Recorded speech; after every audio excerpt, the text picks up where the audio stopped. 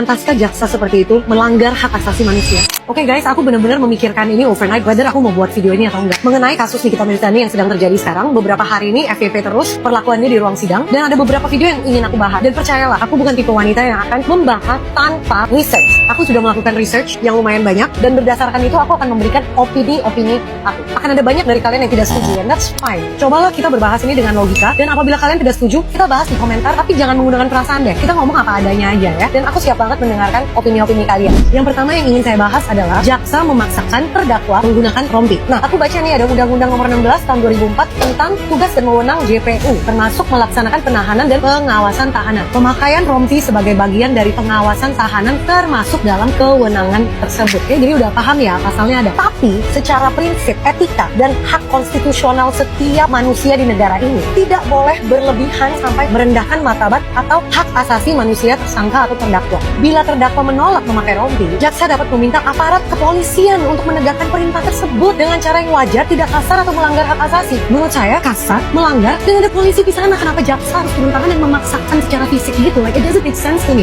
Kita nggak lagi bahas whether terdakwa attitude-nya seperti apa atau kasus ini tentang apa. Kamu tuh jaksa gitu. Menurut aku tuh ini embarrassing bagi negara kita nggak sih kalau dilihat sama orang-orang di luar negeri, kayaknya kayak sirkus nggak sih, nggak kayak sidang. Sebagai jaksa, etika kamu gimana? Dan kita sebagai rakyat Indonesia tuh hak asasi manusia kita tuh kayak seperti nggak penting gitu nggak sih? Masa kita dikucilkan sampai sekecil itu? JPU nggak boleh kasar.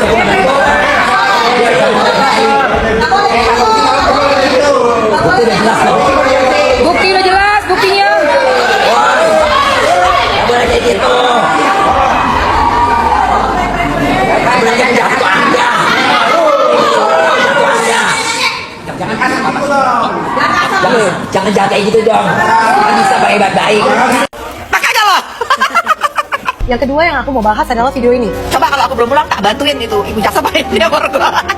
Aku yakin kalian udah pernah lihat. Ketiga wanita ini memberikan aku kesan seperti mereka mean girls, bully. Mungkin mereka terasa dibully oleh terdakwa. Mungkin mereka merasa disakiti atau dikhianati oleh terdakwa. Oke, tapi dalam video itu kamu mengatakan kamu pernah baik sama dia. Lalu kamu lanjutkan dengan usinya gue gak pulang, usinya gue borgol dia, hahaha sambil makan kopi. Kalian itu wanita Indonesia yang termasuk sukses dengan platform yang luar biasa. Apa yang sedang kalian ajarkan ke anak-anak muda yang nonton kalian gitu? Kalau memang kalian merasa kalian pernah baik, kenapa kebaikan itu tidak dilanjutkan? Dia sudah menjadi terdakwa. Dia sudah ditahan selama 5 bulan. Dia sudah melalui proses persidangan dan dipisahkan dari keluarga dia. Ya kalian ikutin proses hukum aja. Ngapain kasih lihat orang bahwa kalian mean girls, bangga gitu? Like I don't get it. Social media adalah platform di mana kita dapat menginspirasi anak-anak muda dan wanita-wanita di sekitar kita. What are you doing gitu? Mau gue liatnya kalau wanita yang sukses tuh kayak gitu. Kalau kalian mau jadi mean girls dan bully behind the scenes ya terserah. Buat apa harus dipamerkan online? Again, aku tegaskan ya, aku tidak sedang membahas kasusnya. Aku sedang membahas perilaku seputar kasus ini. Emang abis nobar ada yang ngamuk.